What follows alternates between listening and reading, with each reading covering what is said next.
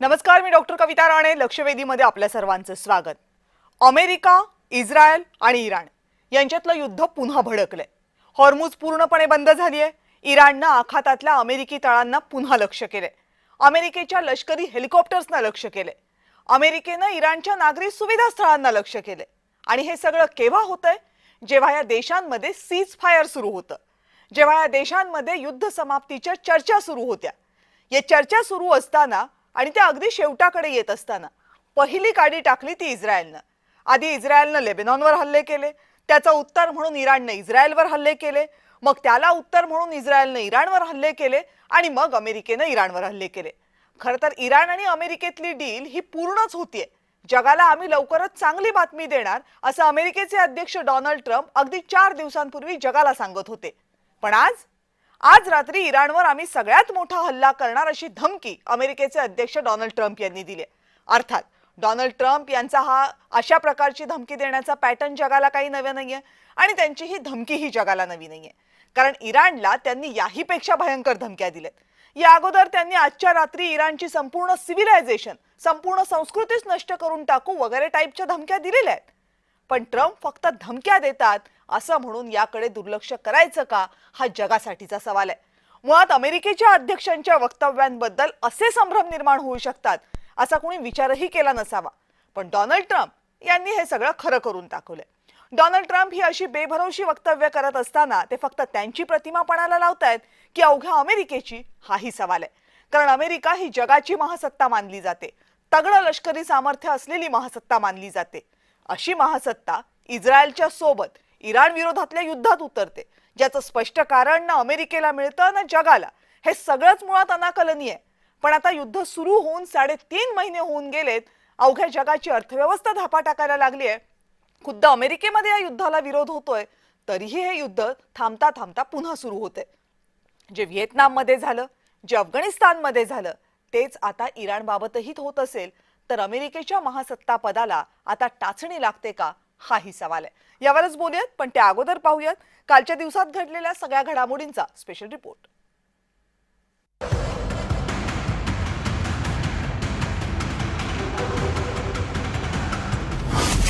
America जगातली महासत्ता, पण गेल्या काही महिन्यांपासून या महासत्तेची रयाच गेली आहे का, हा सवाल उपस्थित होतोय. कारण इराण युद्धामध्ये खरी गोची झाली आहे ती अमेरिकेची. गेल्या 3.5 महिन्यांपासून अमेरिका इराणवर हल्ले करते, पण इराण अजिबात पराभव पत्करत नाहीये. बरं, शस्त्रसंधी केल्यावर त्याच इराणशी अमेरिकेनं चर्चा सुरू केली तर त्यात खोडे घालणारा अमेरिकेचा मित्रच म्हणजे इस्रायल. युद्ध सुरू झाल्यापासून इस्रायलकडून लेबनॉनवर हल्ले सुरू आहेत. लेबनॉनवरील हल्ल्यांना इराणचा तीव्र विरोध आहे. म्हणूनच तुमच्या मित्रराष्ट्रानं लेबनॉनवर हल्ले बंद केल्याशिवाय आम्ही चर्चा करणार नाही अशी भूमिका इराणने घेतली आहे. हल्ले थांबवा असं ट्रम्प यांनी नेतन्याहूंना खासगीत तर सांगितलंच, पण सोशल मीडियावरूनही ताकीद दिली. पण त्याचा काहीही उपयोग झाला नाही. काही दिवस हल्ले बंद झाले आणि मग इस्रायलनं पुन्हा एकदा लेबनॉनवर क्षेपणास्त्रांचा मारा सुरू केला. ज्या मित्राला अनेक दशकं अब्जावधी डॉलर्सची मदत दिली, तोच मित्र अवघ्या जगासमोर अमेरिकेला तोंडघशी पाडतोय. आणि अमेरिका त्याबद्दल काहीही करू शकत नाहीये. कारण आहे अमेरिकेतली ज्यू समाजाची लॉबी. याच लॉबीकडून ट्रम्प यांच्या रिपब्लिकन पक्षाच्या बहुतांश खासदारांना निवडणुकीमध्ये पैसा पुरवला जातो. त्यामुळे इस्रायलला मदत निधी बंद करण्याचा विचार करणंही ट्रम्प यांना परवडणारं नाहीये. एकूणच काय, अमेरिका सध्या अडकली आहे, तेही अशा युद्धामध्ये जे मूळचं इस्रायलचं युद्ध आहे. आणि म्हणूनच अमेरिकेच्या ताकदीला उतरती कळा लागली आहे का, हा सवाल विचारला जातोय. ब्युरो रिपोर्ट, जय महाराष्ट्र. आणि या संदर्भात बोलण्यासाठी माझ्या सोबत आहेत निवृत्त नौदल अधिकारी कॅप्टन हितेंद्र मुतालिक. हितेंद्र सर, नमस्कार. नमस्कार. आंतरराष्ट्रीय विषयांचे अभ्यासक केदार नाईक पुन्हा एकदा आपल्या सोबत आहेत. केदार सर, नमस्कार. नमस्कार. आणि आंतरराष्ट्रीय विषयांचे अभ्यासक चंद्रशेखर नेने काही वेळातच आपल्या सोबत असतील. हितेंद्र सर, सोमवारी जेव्हा या विषयावर आपण बोललो होतो तेव्हा तुम्ही म्हणालात की आग विजता या छोट्याशा ठिणग्या पडतात. पण कालपासून जे काही चाललंय त्याला पण आता आपण छोट्याशा ठिणग्या म्हणायचं की आग पुन्हा वाढत चालली असं म्हणायचं? हा विषय जर तुम्ही बघितला तर आपण जे सीज फायर होतं किंवा जी शस्त्रसंधी आणि शस्त्रावर आपसातल्या युद्धावर ह्यांनी बंदी जी युनिलॅटरली आणि दोन्ही साईडनी मान्य केली होती आणि जी एक्झिस्ट होत होती, ती सडनली हळूहळू करून म्हणून छुटपुट म्हणून सुरू झाली आणि आता त्याचा थोडासा भडका उडालेला आहे. हम्म, आणि यामध्ये बघितलं तर आपण अमेरिकेने सगळी ताकद झोकून दिली. त्यांनी पहिल्यांदा आपली फायनान्शियल पॉवर वापरली, ज्याच्यामध्ये सँक्शन्स घातले. हम्म, त्यांनी त्यांचे ऍसेट्स म्हणजे इराणचे जेवढे बाहेरच्या देशामध्ये असलेले जवळजवळ $22 बिलियन त्यांनी फ्रीज केले. त्यानंतर दुसरं त्यांनी वापरलं हत्यार जे त्यांच्या हातात आहे ते मिलिटरी. त्यांच्या एअरक्राफ्ट कॅरियर, सगळ्यात पॉवरफुल एअरक्राफ्ट कॅरियर्स त्यांनी गल्फमध्ये आणि स्ट्रेट ऑफ होर्मुझच्या पास जवळपास सगळ्या डिप्लॉय केल्या. आणि तिसरी, त्यांनी ज्या आपल्या मित्र राष्ट्रांशी म्हणजे गल्फ मधले असलेले मित्र राष्ट्र त्यांचे जे आहेत की जे सौदी अरेबिया झाले, जॉर्डन झाले, बहरीन झाले, कुवेत झालं आणि कतार, या हम्म, सर्व राष्ट्रांना त्यांनी आपल्या सोबत घेण्याची प्रथम त्यांनी दाखवली ह्याच्यामध्ये. हम्म, त्यामुळं आपण जर बघितलं तर अमेरिकेने पहिल्यांदा जी ताकद झोकलेली होती हम्म, त्याच्यावर त्यांचा अंदाज होता की हे युद्ध त्यामध्ये त्याच्या निर्णायक परिस्थितीला पोहोचेल. हम्म, पण इराणची ताकदच्या त्यांनी जो एक मिसकॅल्क्युलेशन म्हणतो आपण ते हम्म. जे केल्यामुळं त्यांना आता हे सर्व भोगायला लागत आहे. ओके. आणि आता आपल्याला दिसतंय की जे American president Donald J Trump हम्म, यांनी जे वक्तव्य केलंय आता परत की हे युद्ध आम्ही निर्णायक स्थितीला नेऊ, हम्म, या वक्तव्याला आता जो एक पोकळपणा हळूहळू जगाला दिसू लागलाय त्याच्या मागचं कारण आपण जे बघतोय गेल्या 3-3.5 महिन्याचे युद्धाने वेगळ्या वेगळ्या घेतलेले रंग हम्म, आणि त्याच्यावर पोचत असलेले त्याच्यातनं निर्माण होणाऱ्या वेगळ्या वेगळ्या परिस्थिती, त्यातनं आपल्याला दिसून येते की हळूहळू अमेरिकेची ताकद आपण जर म्हणलं तर कमी झालेली नाहीये, ना ओके. फायनान्शियल ना मिलिटरी. ओके. पण अमेरिकेची जर काय आपण गेला तर तो गॅप जो होता हम्म, की जे बाकीच्या जगातल्या देशांची जी स्ट्रेंथ होती किंवा त्यांची जी ताकद होती, मिलिटरी झाली किंवा फायनान्शियल झाली किंवा जी अमेरिकेची रीच म्हणतो आपण की ते जगातल्या कुठल्याही कॉर्नरमध्ये पोहोचू शकतात, तर त्या गोष्टी आता हळूहळू त्याच्यामध्ये बाकी देशांना जाणवून आलंय की स्पेशली जे पॉवरफुल देश आहेत, चायना झालं, रशिया झालं किंवा इंडिया झालं किंवा नॅटोच्या कंट्रीज झाल्या, जर्मनी, UK, फ्रान्स, या सर्व देशांना हळूहळू जाणवू लागलंय की आता ह्यामधली जी गॅप आहे ती गॅप कमी होत चालली आहे. ओके. आणि त्यामुळं आपण अमेरिकेवर किती विसंबून राहावं आणि किती या गोष्टीचं ह्याच्यावर निर्णायक ह्याला स्थितीला नेऊ शकेल ह्याच्यावर भरोसा करावा, हम्म. ह्याच्यामध्ये सर्वत्र संभ्रम निर्माण झालेला आहे. ओके. केदार सर, या मुद्द्यापासून पुढे जाताना आता हे लक्षात येते की या टप्प्यावर 3.5 महिने होत आले, 4 महिने जवळपास या युद्धाला आता पूर्ण होतील. या टप्प्यावर आता हा विनर आणि हा लुजर असं काही ठरवता येण्यासारखी परिस्थिती नाहीये आत्ताच्या घडीला. अमेरिकेनं जसं आता सरांनी सांगितलं आपली सगळी ताकद यासाठी वापरलेली आहे. मात्र तरीही इराण अजिबात शरण वगैरे येण्याची तर भाषाच सोडा, पण जर तुम्ही आम्हाला मान्य असलेला करार करत नसाल तर पुन्हा एकदा आम्ही तुमच्याशी 2 हात करायला तयार आहोत असं अमेरिकेला सांगू शकत असेल, ती प्रतिक्रिया तो देऊ शकत असेल, प्रत्यक्ष कृतीमध्ये ते उतरवू शकत असेल, होर्मुझ अजूनही बंद ठेवू शकत असेल, तर अमेरिका जी आपली पॉवर दाखवण्याचा प्रयत्न करतोय, ज्याला इंग्रजीमध्ये माईट हा शब्द योग्य आहे, त्याला टाचण्या लागतायत असं म्हणायचं का? नक्कीच. म्हणजे आपण बघितली अमेरिकेची गेली कित्येक युद्ध, तर अमेरिकेला त्यामध्ये त्यांचे स्ट्रॅटेजिक ऑब्जेक्टिव्ह मिळवता आलेले नाहीयेत. मग तुम्ही मगाशी सांगितल्याप्रमाणे की ते व्हिएतनाम असेल किंवा अफगाणिस्तान, परंतु यामध्ये फक्त अमेरिकन पॉवरचं जजमेंट नाहीये त्याच्यामध्ये. ओके. त्याच्यामध्ये बऱ्याच साऱ्या गोष्टी आहेत की म्हणजे अफगाणिस्तानमध्ये ज्यावेळेस अमेरिकेने अटॅक केला त्यावेळेस एक तालिबानचं खूप सुंदर वाक्य सांगितलं होतं की यू माईट हॅव वॉचेस, तुमच्याकडे घड्याळं असतील पण आमच्याकडे वेळ आहे. तर म्हणजे की सुरुवातीला अमेरिका कितीही जोशात येईल आणि कितीही अटॅक करेल आणि काहीही करेल, पण थोड्या दिवसांनी अमेरिकन पब्लिक आणि American policy makers are going to lose interest. इराणमध्ये तर सुरुवातीपासून म्हणजे व्हिएतनाम आणि अफगाणिस्तानच्या बाबतीत थोडा तरी इंटरेस्ट होता अमेरिकन पब्लिकचा, इराणच्या बाबतीत तर तोही इंटरेस्ट दिसत नाही. ही एक पहिली गोष्ट. दुसरी एक गोष्ट, आपल्याला 20व्या शतकाच्या उत्तरार्धात जी पोस्ट कॉलोनियल राज्य जी स्वतंत्र झाली आहेत ती राष्ट्रवादाच्या आधारावर, नॅशनलिझमच्या आधारावर झालेली आहेत. आणि आपल्याला टाइम अँड अगेन डिफरंट मुवमेंट्सने दाखवून दिलेलं आहे की ज्या देशांमध्ये राष्ट्रवाद उदयास आलेला आहे ते देश इतर देशांकडनं एखादं युद्ध हरतील, पण ते देश कॉन्कोर करून दुसऱ्या देशाकडनं गव्हर्न केलं जाणं हे नेक्स्ट टू इम्पॉसिबल आहे. कारण की म्हणजे हे प्रत्येक हे अल्जियर्स पासून हे जवळपास जगातल्या प्रत्येक देशाच्या उदाहरणाने ते दाखवून दिलेलं आहे. तर त्यामुळे की म्हणजे अमेरिका युद्ध जिंकेल, म्हणजे की त्यांनी सद्दाम हुसेनला काही 15 दिवसात हरवलं, त्यांनी तालिबानला 1 महिन्यात हरवलं, पण ते अफगाणिस्तान गव्हर्न नाही करू शकले, ते व्हिएतनामलाही गव्हर्न नाही करू शकले, स्वतःच्या कवेत नाही ठेवू शकले, इराकलाही गव्हर्न नाही करू शकले आणि इराणला तर जिंकणंच अवघड आहे, कारण की त्याला फॉल्ट्रेस इराण म्हणतात. त्याला जॉग्रफीचं एक खूप महत्वाचं वरदान लाभलेलं आहे इराणला सर्वच बाजूंनी. तर यामुळे अमेरिकेला ते लिमिटेशन आहेतच. आणि तिसरी अजून एक गोष्ट की अमेरिकन आर्मी जी एक स्ट्रॅटेजिक, म्हणजे मला वाटत नाही की हा अटॅक करायच्या आधी अमेरिकन आर्मीच्या म्हणजे खूप मोठी त्याची तयारी केली गेली असेल किंवा त्यांच्या मोठ्या अधिकाऱ्यांना आणि त्यांच्या कमांडिंग ऑफिसर्सला पूर्णतः विश्वासात घेतलं असेल.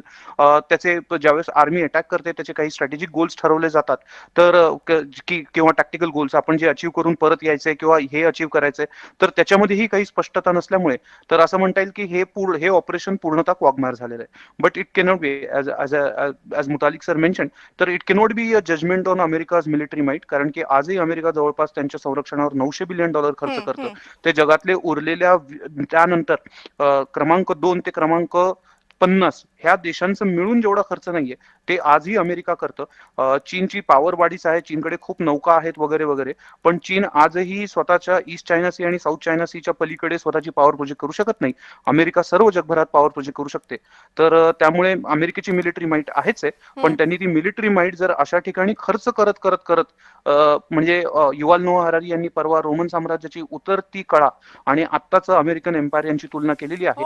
आणि त्यात त्यांनी सांगितलेलं आहे की रोमन साम्राज्याने कशी अननेसेसरी निष्कारण युद्ध काढत काढत काढत गेल्यामुळे रोमन साम्राज्याचं फिस्कल डेफिसिट क्रिएट होऊन लोकांमध्ये अप्रियता क्रिएट होऊन आणि ते शेवटी खाली पडलं.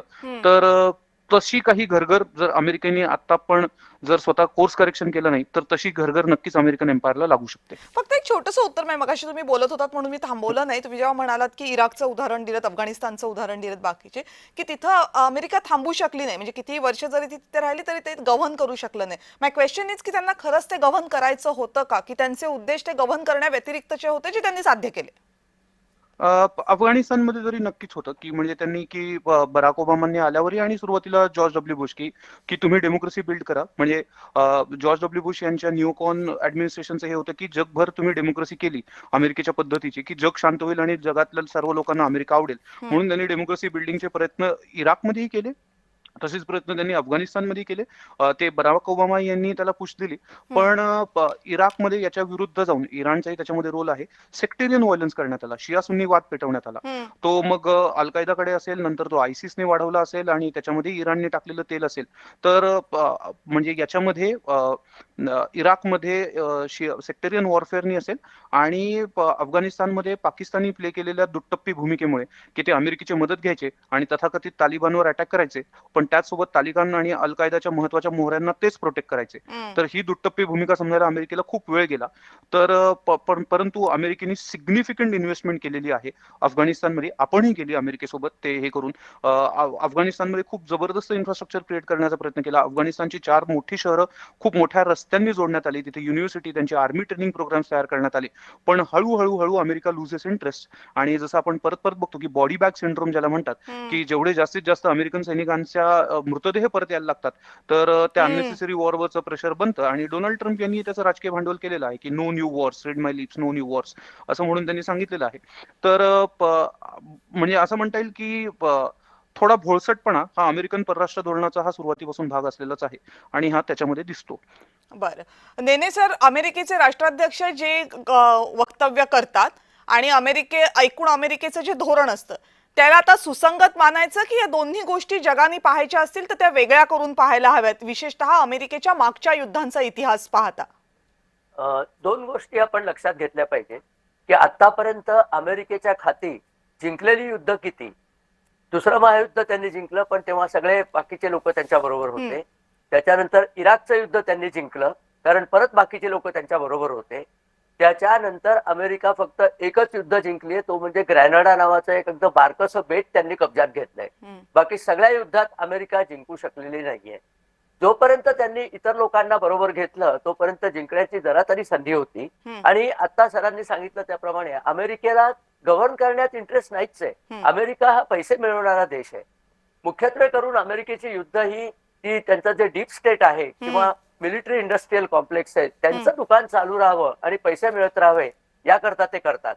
तर ते त्यांचा उद्देशच दुसरा आहे. आणि एक फार सुंदर वचन आहे स्ट्रॅटेजीचं की तुमच्याकडे सशांची फौज असली आणि त्याला जर सिंहाचं नेतृत्व असलं तर तुम्ही जिंकता, पण सिंहाच्या फौजेला सशाचं नेतृत्व दिलं तर तुम्ही जिंकू शकत नाही. हम्म. साधारणपणे आता जे चाललंय हा नेतृत्व गुणाचा अभाव आपल्याला दिसतो. इस्रायल सारखा छोटासा देश सुद्धा इराणला चोप देऊ शकतो आणि हजबोलाच्या मागे जाऊ शकतो. अमेरिकेचा घालवेडेपणा काही संपत नाहीये आज, आणि पुरा पोकळ धमक्या देत राहायच्या. त्या धमक्या साध्य होणार नाहीत, कारण इराणमध्ये अमेरिकेचं सैन्य उतरल्याखेरीज अमेरिका हे युद्ध जिंकू शकत नाही. सैन्य उतरवलं की अमेरिकन सैनिक मरतील. अमेरिकन सैनिक मेले की डोनाल्ड ट्रम्प इलेक्शन हारेल, आणि डोनाल्ड ट्रम्पला बाकी काही नाही तरी पैसे मिळवायचे आणि इलेक्शन जिंकायचंय. आणि इलेक्शन का जिंकायचंय की तो जर हरला तर त्याच्यावरती इम्पिचमेंट होईल. त्यांनीच सांगितलं काल की डेमोक्रॅटनी जर इलेक्शन जिंकलं तर मला इम्पिच करून हाकलून देतील, आणि एकदा त्याला हाकलून दिलं की सगळे जुने गुन्हे त्याच्यावरती येतील. एक फार सुंदर वाक्य काल ओबामानी सांगितलेलं आहे. डोनाल्ड ट्रम्पने सांगितलं, I would like to see Obama in prison. तर ओबामा म्हणला, मी काही त्या तुरुंगात भेटायला जाणार नाहीये. इतकं उत्तम वाक्य आहे की प्रिझन मध्ये जाणार कोण, ट्रम्प का ओबामा, अशी सध्या परिस्थिती आहे. आता सुद्धा जर अमेरिकेने नेट लावला तर इराणला हरवणं अशक्य नाहीये, कारण इराणची सबंध सोशल सिस्टीम मोडून पडलेली आहे. कालच एक डॉक्युमेंटरी आलेली आहे बाहेर की इराणचं पाण्याचा सोर्स जवळजवळ संपलेला आहे. तेहरान मधल्या लोकांना स्थलांतर करायला लागतंय. अशा देशाला हरवणं फारसं कठीण नसतं. पण ट्रम्पला कुठेही असं म्हणजे ठामपणा नाहीये. खरं सांगू का, ट्रम्प हा दुसऱ्या बाजीरावासारखा वागतोय. दुसरा बाजीराव कुठेही एका ठिकाणी उभाच राहिला नाही इंग्रजांच्या विरुद्ध, सारखा पळायचा. ट्रम्प सारखा पळतोच आहे. पळपुटे बाजीराव कधी जिंकत नाही. तो जिंकणाऱ्यांनी एक प्रकारची निष्ठा दाखवायला पाहिजे. ओके.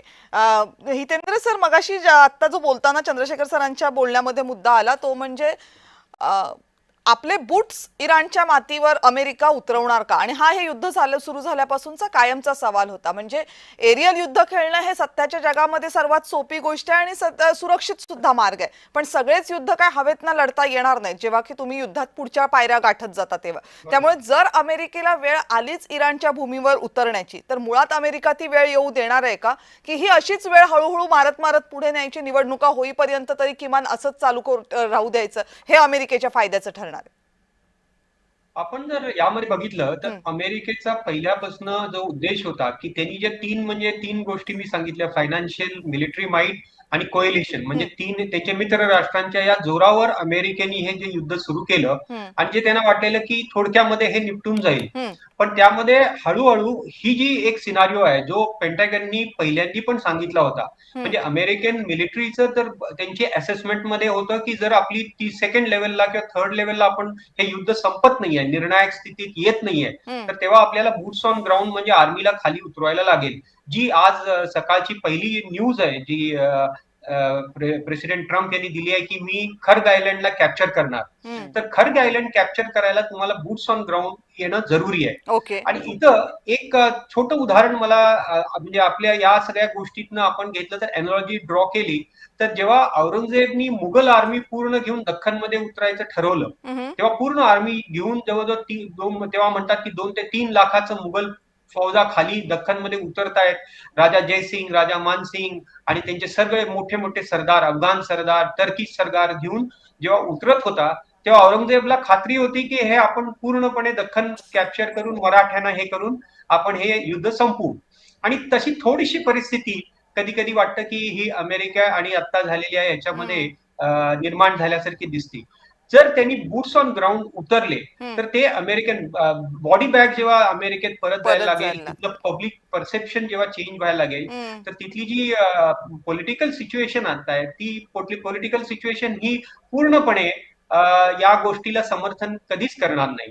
कारण इराकच्या बाबतीत जे झालं की इराकच्या बाबतीत जे प्रेसिडेंट जॉर्ज डब्ल्यू बुशनी केलं होतं की 2 गोष्टी त्यांनी ठासवलेल्या की एक म्हणजे कुवेतवर आक्रमण झालंय आणि एका छोट्या देशाला इराकनी कॅप्चर करायचा प्रयत्न केलाय, आणि दुसरी गोष्ट की यांच्याकडं वेपन्स ऑफ मास डिस्ट्रक्शन म्हणजे यांच्याकडे बायोलॉजिकल वेपन्स आहेत, न्यूक्लिअर वेपन्स आहेत आणि ते सर्व जगाला उद्ध्वस्त करू शकतील. आणि ती जी एक भीती निर्माण केलेली जी एक त्यांच्यामध्ये म्हणतो की ज्याला एथिकल त्यांनी ग्राउंड तयार केलेलं, त्यामुळे अमेरिकन पब्लिक परसेप्शन हे जॉर्ज डब्ल्यू बुश बरोबर होतं आणि ते युद्ध पण लगेच संपून गेलं. 1.5 ते 2 महिन्यात ते निपटू शकले.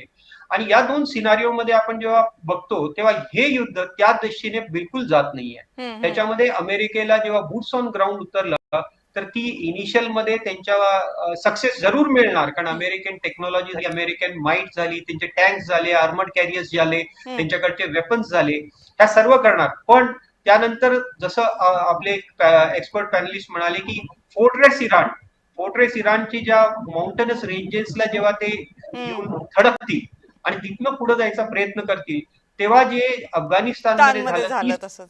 तीच गोष्ट इथं व्हायला सुरू होणार आहे. बरोबर. त्यामुळे आपल्याला लक्षात येईल की ते आपण कितीही म्हणालो तरी अमेरिकेला हे युद्ध की क्वागमायर, म्हणजे जेवढं प्रेसिडेंट ट्रम्प या सिच्युएशन मधनं बाहेर यायचा प्रयत्न करतील, तडफडतील, तेवढंच माझा असा अंदाज आहे की ते जास्तीत जास्त त्यात अडकत चाललेत. आणि यामध्ये जर आर्मी त्यांनी डिप्लॉय केली तर ती लॉंग टर्म मध्ये ती अमेरिकेला पूर्णपणे तबाईच्या ह्याच्यावर नेण्यात, म्हणजे अमेरिकन फोर्सेसच्या ह्याच्यामध्ये सिमिलर सिच्युएशन जी झाली की आपल्यामध्ये येऊन मुघल सैन्य तितर बितर झालं आणि हळूहळू करून दख्खन मध्ये जवळजवळ 20 ते 28 वर्ष औरंगजेब तळ ठोकून बसला, पण शेवटपर्यंत काही त्याला यश हे मिळालं नाही. पण त्याच्यामध्ये किमान एवढं होतं की यश मिळेपर्यंत जीव गेला तरी त्याला पर्वा नव्हती.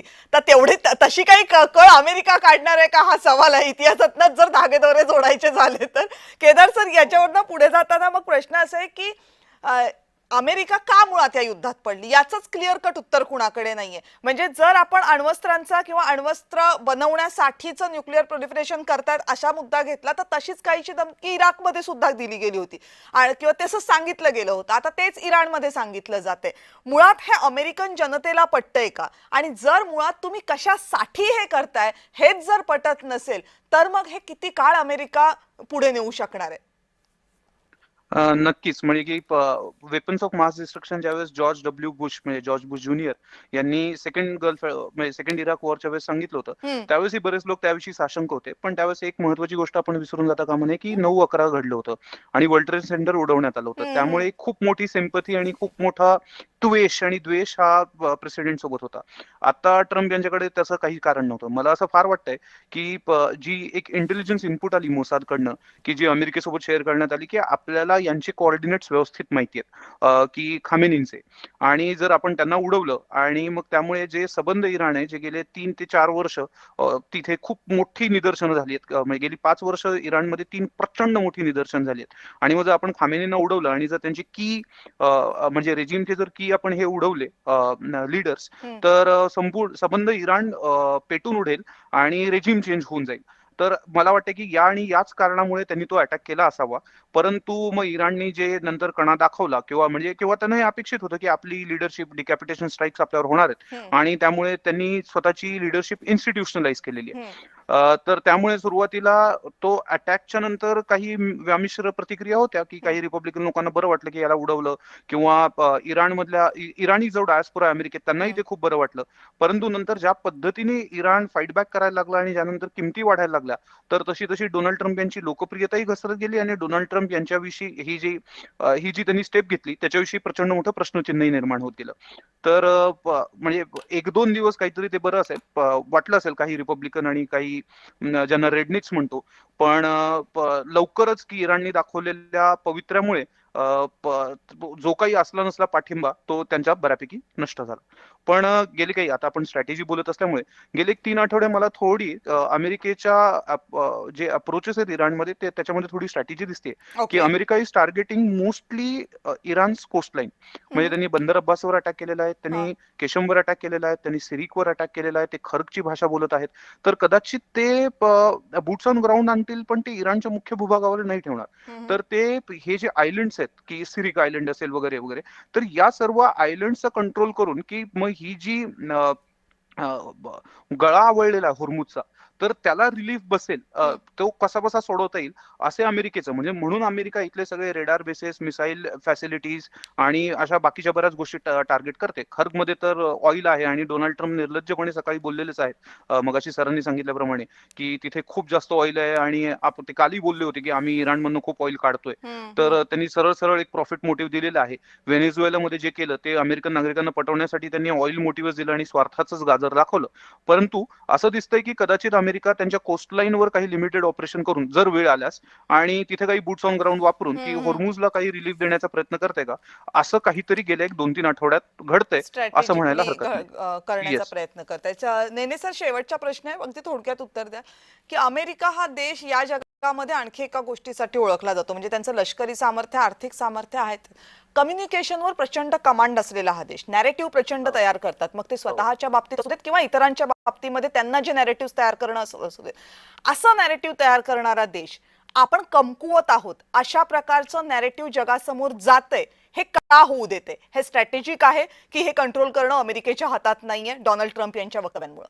त्यांच्या दोन चुका आहेत ज्याच्यावरती आपण आता बोललो नाही. पहिली चूक म्हणजे इराण एकटा लढत नाहीये, चीन आणि रशिया त्याच्या मदतीला आहेत आणि रशियाची मदत कास्पियन समुद्रातनं इराणला येते, ती अमेरिकेला थांबवता येत नाहीये, हे आपल्याला दिसत नाही. तिसरं म्हणजे हा एक महत्वाचा मुद्दा झाला. आणि दुसरं म्हणजे अमेरिकेने अत्यंत नालायक पाकिस्तानसारखा देश इथे मध्यस्थ म्हणून जेव्हा निवडला तेव्हाच त्यांची फजिती होणार हे नक्की झालं होतं. कारण पाकिस्तान कोणाचाच मित्र नाहीये. त्यांनी जाऊन इराणशी संगनमत साधलं, त्यांनी चीनशी संगनमत साधलं. आता ट्रम्पला ते कळलेलं आहे, त्यामुळे ट्रम्पने त्या BLA वरती बंदी आणायचा जो हुकूम निघाला तो त्यांनी बंद केला. म्हणजे युनायटेड नेशन सिक्युरिटी काउन्सिलमध्ये पाकिस्तान BLA म्हणजे बलूच लिबरेशन आर्मीला दहशतवादी ठरवण्यापासून स्थगिती दिली. आता परिस्थिती अशी आहे की या नॅरेटिव्हचं काही होईल ते होईल. ट्रम्पला काहीही करून इराणनी शरणागती पत्करायला हवी आहे आणि ट्रम्प मला वाटतं इराणची आर्थिक नाकेबंदी पूर्ण करत आणलेली आहे. कारण त्यांचा जो ब्लॉकेड आहे, त्यांनी इराणला तेल विकता येत नाहीये आणि त्या तेलाच्या साठ्यावरती जर अमेरिकेने बॉम्बिंग केलं तर आजही युद्ध थांबेल, पण तेल जर बॉम्ब केलं तर विकणार काय? ट्रम्पचा तेलाचा मोह सुटत नाहीये. असा तो विचित्र परिस्थितीत सापडलेला प्राणी आहे.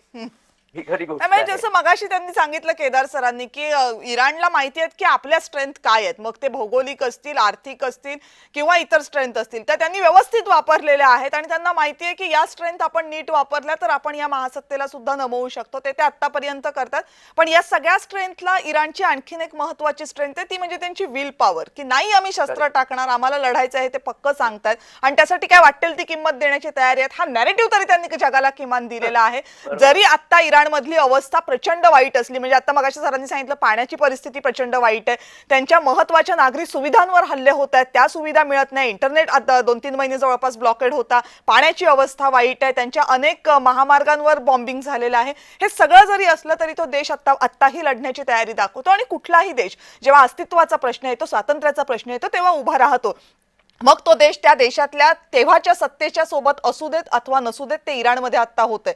पण अशा प्रकारचा जर रेझिलियन्स असेल तर त्याला उत्तर कसं द्यायचं याची स्ट्रॅटेजी अमेरिकेकडे आहे का, हा सवाल आहे. आतापर्यंत जे झालंय त्याच्यानुसार तरी या प्रश्नाचं उत्तर हो देता येत नाहीये आणि म्हणूनच हा सवाल उपस्थित होतोय की अमेरिकेसारख्या देशाच्या महासत्ता पदाला इराण आता टाचण्या लावतोय का. त्याचं उत्तर बऱ्याच अंशी हो येतंय, पण अर्थात जसं हितेंद्र सरांनी सुरुवातीला सांगितलं, अमेरिकेची ताकद प्रचंड आहे, त्यामुळे एखादा देश आणि एखादं युद्ध हे नष्ट करू शकत नाहीये, पण प्रश्नचिन्ह नक्की उपस्थित करू शकतो. आपण सगळेजण या चर्चेमध्ये सहभागी झालात, सगळ्यांचे मनापासून आभार. आणि या विशेष चर्चेमध्ये लक्षवेधीमध्ये वेळ झाली इथेच थांबण्याची. पाहत रहा जय महाराष्ट्र.